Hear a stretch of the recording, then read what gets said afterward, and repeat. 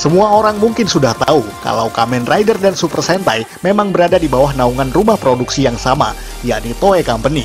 Maka dari itu tidak mengherankan kalau ada unsur-unsur yang saling ditiru satu sama lain, mengingat bahwa mereka dibuat oleh kreator yang sama bahkan sejak awal. Dalam video kali ini, kita akan mengulas unsur Super Sentai yang dalam tanda kutip ditiru oleh Kamen Rider. Namun tidak selamanya buruk, karena nyatanya masih bisa memberikan impact yang mengagumkan di masing-masing franchise. Dan itu hal yang sangat normal. Episode ini adalah bagian dari series yang terdiri dari 2 bagian, dan di video selanjutnya kita akan mengulas hal sebaliknya. Dan untuk kali ini, langsung saja kita simak 5 unsur Super Sentai yang ditiru di Kamen Rider series versi Tokofax Indonesia.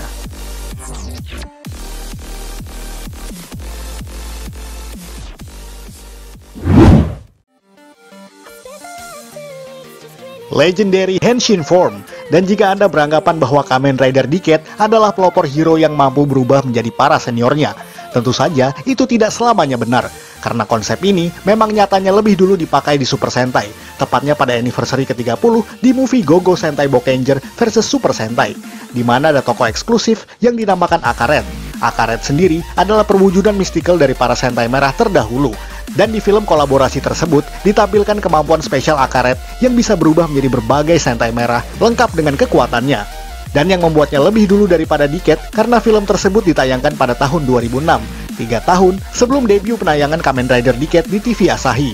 Namun, unsur tersebut memang sangat unik dan juga inspiratif, di mana banyak pula franchise lain yang turut menirukan ide barusan. Dan meskipun betapa kontroversialnya Kamen Rider Heisei ke-10 ini, rasanya ia tetaplah menjadi bagian yang dikagumi oleh sebagian besar fans, di luar dari sifatnya yang masih kurang begitu memuaskan di beberapa aspek.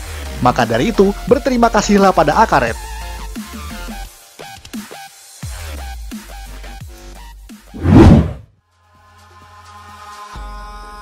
Henshin Sequence. Ya, kita tahu bahwa Henshin Sequence bukanlah tradisi paten milik Super Sentai, karena di beberapa serial era Showa, seperti Kamen Rider Amazon, Kamen Rider X atau Kamen Rider Black, dan juga Black RX, juga memunculkan adegan tersebut. Definisi dari Henshin Sequence adalah adegan di mana para hero berubah dengan latar khusus yang sangat epik dan diedit sedemikian rupa.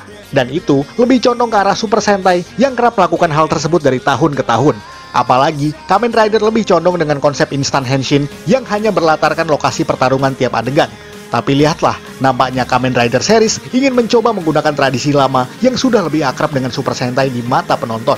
Seperti di Kamen Rider Ghost contohnya, di mana Takeru Tenkuji berubah dengan latar hasil editan chroma keying yang mungkin mengingatkan kita pada Sentai. Di Kamen Rider X8 pun, ketika para rider hendak berubah ke level 2 atau seterusnya, mereka cenderung punya adegan henshinnya sendiri-sendiri dengan latar yang disesuaikan dengan tema game mereka. Tidak sampai di situ, di Kamen Rider Saber saat ini pun memang sangat terlihat sekali mengemulasikan Henshin Sequence ala Super Sentai tersebut. Maka dari itu, tiap rider yang hendak berubah selalu memiliki latar chroma keying yang berbeda-beda, alih-alih dengan instant henshin seperti dahulu.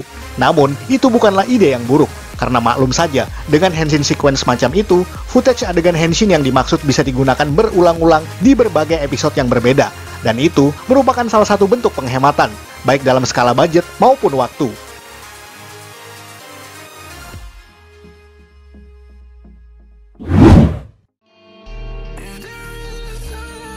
Markas berinterior unik.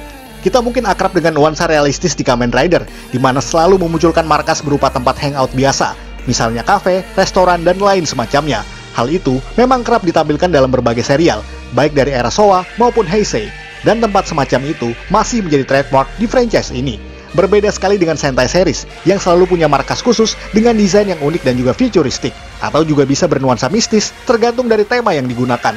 Akan tetapi, sejak era Neo Heisei, nampaknya mereka mencoba mendobrak tradisi tersebut seperti di Kamen Rider Double, di mana ada markas khusus yang digunakan sebagai basis rahasia dan juga tempat melakukan riset tertentu. Di Kamen Rider Forze juga punya Rabbit Hunch, yang merupakan sisa pangkalan rahasia di bulan yang kemudian digunakan oleh Gentaro dan kawan-kawan sebagai markas rahasia sekaligus tempat nongkrong mereka. Hal itu juga masih dilakukan dalam berbagai seri selanjutnya, walaupun memang tidak seberapa sering, seperti di Kamen Rider Drive, Kamen Rider Ghost, Kamen Rider X8, Kamen Rider Build, dan juga Kamen Rider Saber, di mana selain punya tempat nongkrong berupa kafe atau semacamnya, mereka lebih sering berada di markas yang didesain seperti yang ada di Super Sentai series. Namun sekali lagi, itu bukanlah hal yang buruk, karena mungkin saja anak-anak lebih suka pemandangan markas dengan desain yang unik tersebut, untuk menonjolkan ciri khas pada tiap seriesnya. Apalagi, anak-anak barangkali belum bisa memahami esensi dari cafe atau coffee shop sebagai tempat ngumpul para rider yang notabene adalah superhero.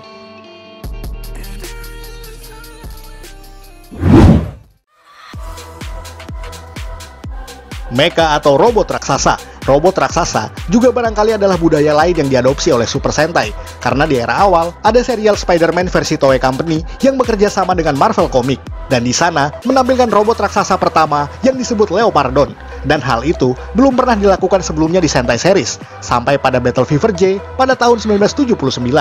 Maka dari itu, robot raksasa mungkin menjadi trademark bagi Super Sentai sampai saat ini. Akan tetapi, di Kamen Rider juga nampaknya tidak mau ketinggalan, karena ada beberapa series yang mencoba membuat robotnya sendiri. Sebagai contoh, di Kamen Rider Forze ada robot kuning yang bernama Power Dizer, di mana itu bisa difungsikan sebagai robot petarung dengan dipiloti oleh manusia di dalamnya. Bedanya dengan Sentai, robot di Kamen Rider ini cenderung berukuran yang tidak terlalu besar, paling tidak memang tidak sebesar gedung. Di Kamen Rider Zio juga punya Time Machine, yang merupakan mesin waktu milik Tsukuyomi, Geis, dan juga Sogo. Dan selain itu, ia bisa berubah ke wujud humanoid layaknya mecha yang ada di Super Sentai. Dan sekali lagi ukurannya masih tidak sebesar Megazord. Dan itu semua menjadi hal yang sangat wajar di era saat ini, karena pihak Toei Company bersama dengan Bandai juga ingin memproduksi gimmick mainan robot-robot, di mana otomatis bisa dijual ke pasaran sebagai pendulang profit bagi rumah produksinya sendiri. Ya kalau bukan dari jualan mainan, apalagi keuntungan terbesar Toei dan juga Bandai.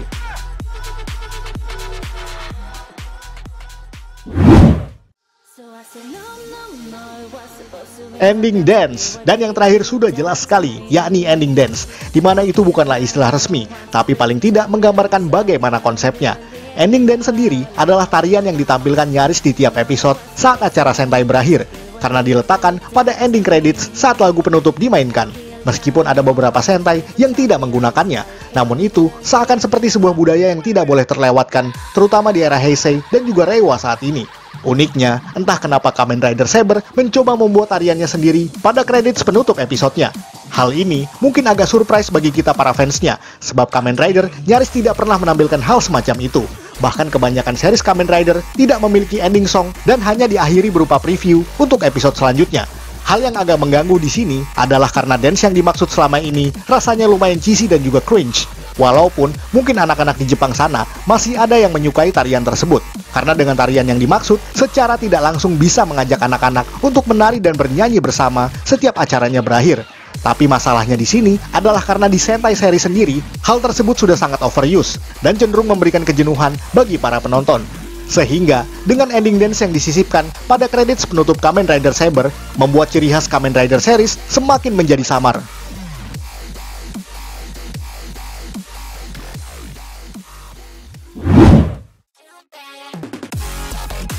Sekian ulasan dari Tokufax Indonesia. Buat Anda yang suka dengan video ini, silahkan like dan share ke media sosial Anda. Jangan lupa tinggalkan komentar. Akhir kata, salam Tokufax Indonesia.